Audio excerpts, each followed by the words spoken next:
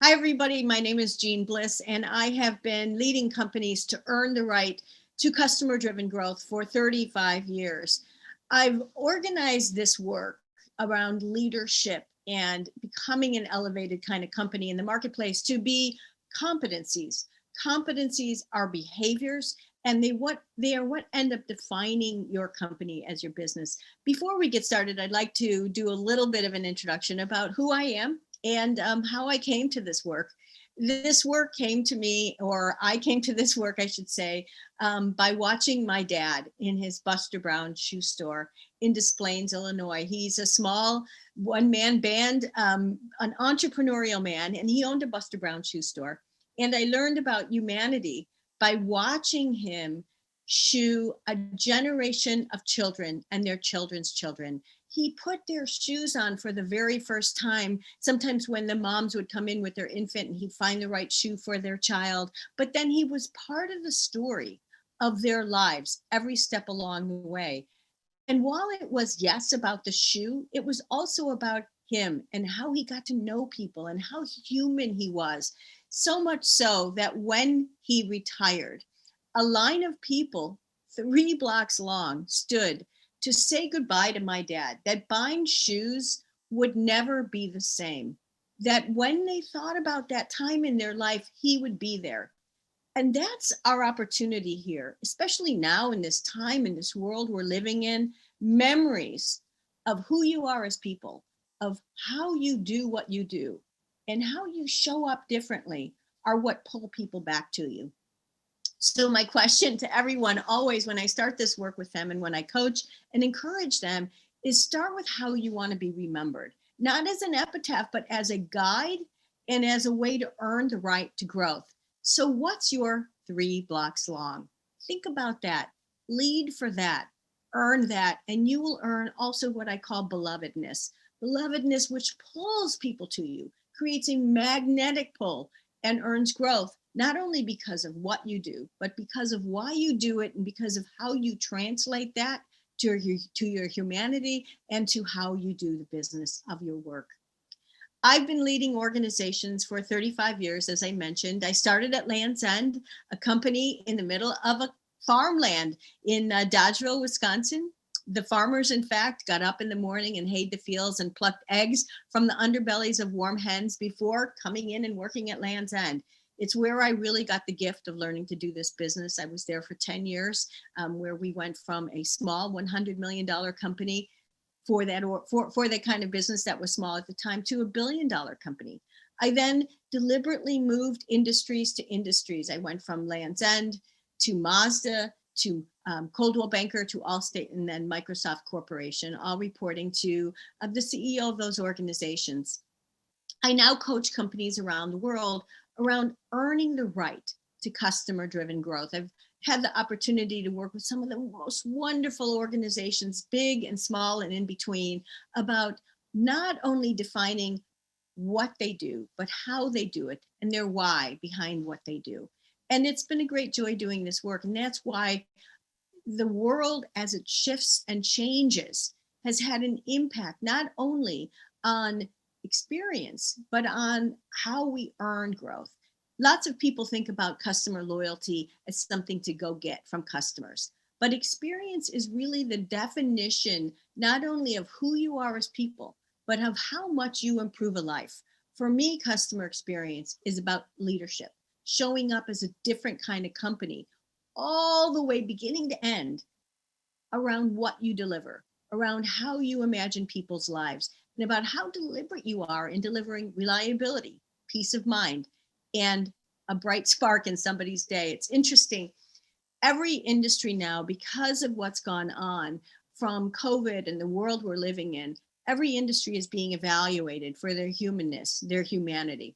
And so when you think about your business, your interactions, think about the responsibility and opportunity you have to be memory makers.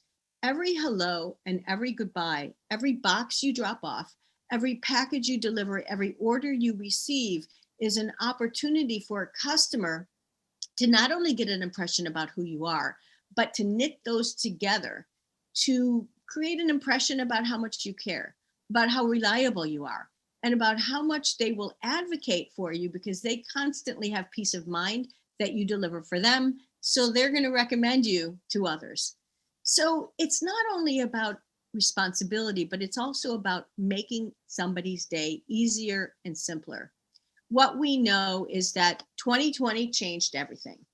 I talk to a lot of leaders, and the world is defined by the companies who have made it simple and reliable. Amazon sold their first book in 1995. If they hadn't done that book right, they wouldn't have earned the right to selling us almost every category that defines our life. Costco, again, another great organization that redefined the experience by starting with employees, by trusting, and by delivering this really seamless but also transparent way of how we price, what we price, and simplicity of what we will give you. And simplicity, I think, is really important, especially for your business. When you sell too much, your story is harder to understand. Find a few things that are simple, and your story is easier. Your story makes sense, your story delivers, and it improves lives. We've got a slide here that says think like a microbrewery, and I think that's really powerful because when you go to a microbrewery, you've got only a few simple choices. And so again, I think that's the power in what you do. Sometimes it's so overwhelming. I go to buy a bag to put my groceries in. You'd think that'd be simple. You just want some kind of a simple bag that's biodegradable and that helps the environment. Now there's 45 different kinds. Don't make it difficult. Help people understand what you sell, but offer them simple and few choices. What we know is that customer experience is also about earning the right for customers to tell your story to others. And 86% of customers are willing to tell your story, and not only tell your story, but pay more if your experience is about them. So often, think about the businesses that you encounter. The business is about their point of view, their policy, their time. How long have you had to wait for an order or something that a company has promised you and they haven't kept you in the loop? This black holeness is what gets in the way of easy, of simple, of wanting to do it again. So let's dig into these competencies. The first competency that I talk about around the world is that if you didn't have customers, you wouldn't have a business. A lot of the companies I work with measure their business by the product they sell and how many they sell, which is fine. But in actuality, the goal and profitability comes from the customers you bring in, the customers you keep, and if you're earning the right to greater growth within your own customer base, and if you're earning the right to greater growth as your customers vouch for you, as they tell your story. So customers as your asset are really one of the most important things. And for me, it's the true metric of customer experience. A lot of people are measuring surveys, and that's important. But your number one metric is, did your customers stay and bring more people with you? So the opportunity and the responsibility is to earn the right to growth, earn the right within your current loyalty base of customers to earn their coming back and buying more. So let's talk a little bit about what that means. What we know is that customer experience directly impacts people and impacts their ability of how they think about a company. And it impacts their decision to buy again. So think about when you might go for medical care, for example. If you go into an office and they are measuring how long you're waiting in the waiting room, that's important. But what you really care about is how the doctor treated you, how they took care of you, how they listened, and how they made you well. A lot of organizations are measuring the wrong things. They're measuring what they care about versus what the customer cares about. So when you think about experience, it's also measuring the things, understanding the things, and being true to the things that your customer cares about. And that's where this whole notion of customer experience becomes important around reliability. Reliability means rethinking the business of your business based on what your customer needs and their goals. I call this aligning around experience. Aligning around experience means thinking about, in your mind's eye and in your customers, What are the goals they're trying to achieve as they, for example, want to get good food for their family? They want to know, for example, who has the best, or what it even mean, what good even means. What is organic? What does it mean? What do I need? Then they want to be able to have reliability to understand what to buy. They want to be able to know how much they can buy or should buy. They want to know how to pay. They want to know when it'll arrive, how it'll arrive, and they want to know perhaps how to even prepare something. Those are deliberate goals. The opportunity comes when you reorient and realign what you do around that experience. The wonderful thing about the work that you do and what you do for all of us is that you deliver peace of mind and humanity, because we're all in your corner. We all want to buy local because we want to share and be a part of our own community. And that's the opportunity.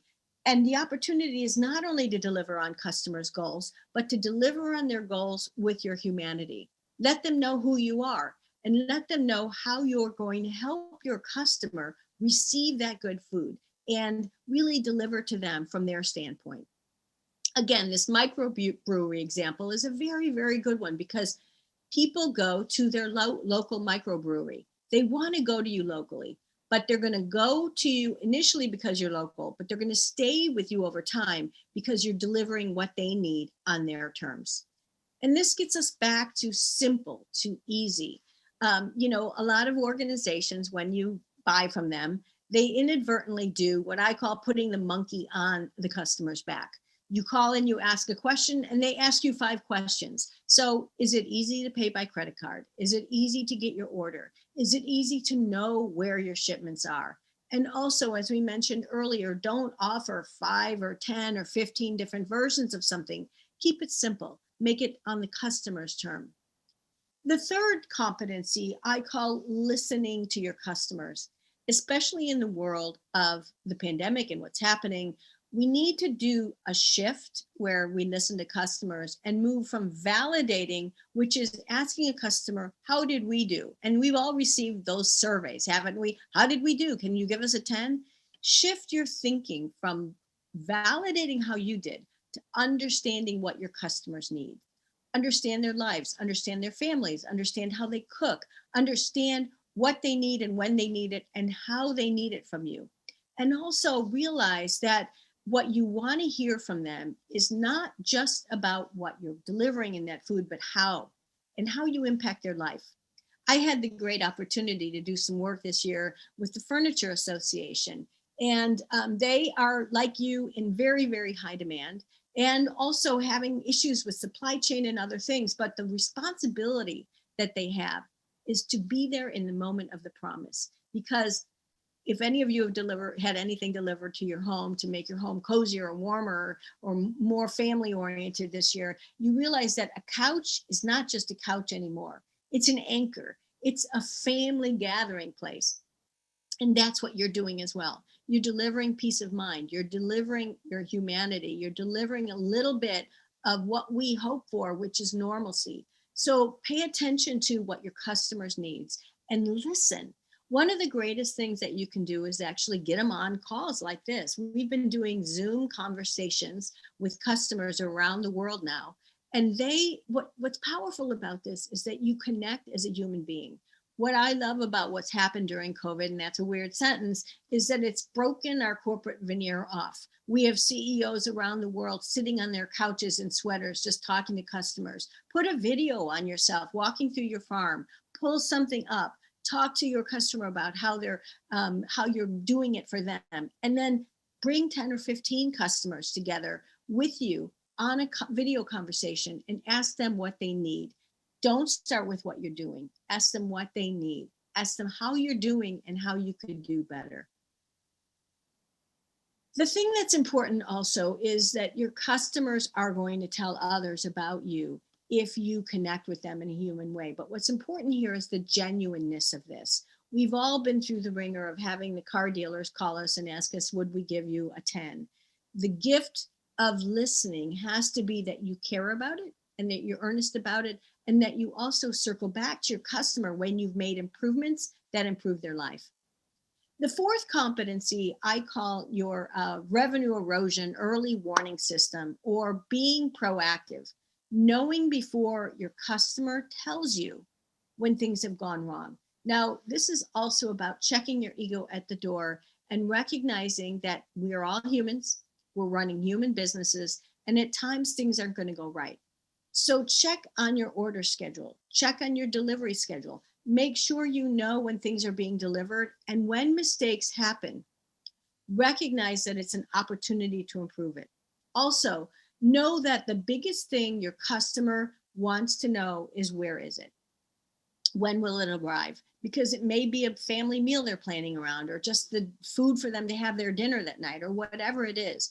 When you inadvertently don't communicate with your customers, the black hole happens for them. And now what you're doing is giving them more work, because they're going to tweet, text, reach out, and try to find out where it is. Instead, when you know you're late, let your customer know before that calling starts, because what you want your customer to do is remember the service that they received from you, not the effort that it took to receive it.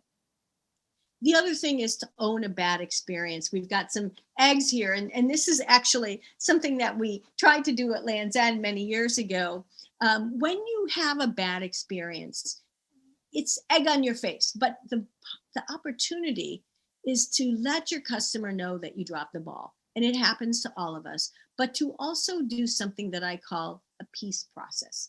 A peace process really will put a customer back in your good stead and in your good graces. In fact, research has told us that if you make a mistake and you put a customer back together again, you actually have a more loyal customer than if you hadn't made the mistake at all. But again, don't do that on purpose. The fifth thing is really around what I call leadership bravery and building accountability. Building an organization and people and a culture of success is around earning the right to grow by improving lives, by recognizing that you're impacting people's lives, that you're helping a family meal, or you're helping them be healthier, and to also recognize that this is the way that you're going to bring your organization together. But the opportunity is also culturally to organize your people and get them in a position of recognizing and putting the customer back together again. In fact, one of the things that you might want to do is borrow a practice from the Four Seasons Hotel, a very beloved company, which is after every shift, you might want to think about what that means to you. They bring everybody together and they do what they call a glitch report. A glitch report is simply talking about what happened, not who caused it, because the who is less important than the what and the why. Then they solve it so it doesn't happen again, but then elevate the person who, was in the middle of it, and give them the opportunity to go be the hero of the customer. So think about what you'd like as a human if somebody made a mistake. What's that salve? How are you going to reach out? And most importantly, apologize. When you don't apologize, the humanity of that is a Band-Aid that really puts things together again. But if you don't, it says you don't care. Lack of an apology is lack of caring. Lack of caring will send customers packing. And what's interesting is, going all the way back to our Amazon examples and others, is that we are all judging every company that we work with based on every other company that we do business with. So it's not farm to farm, it's farm to life experiences. And are you living up to those others that are good in our book? So that's it for me. I want to just leave you with the fact that you can see all of my information and how to reach me. I have a podcast that I'm actually interviewing leaders around the world. And I would enjoy having you join us. And until then, just know that the responsibility and the opportunity that you have is one that goes into people's homes. And we know that at this moment in our lives, we need that more than ever. So thank you, and stay safe, everybody.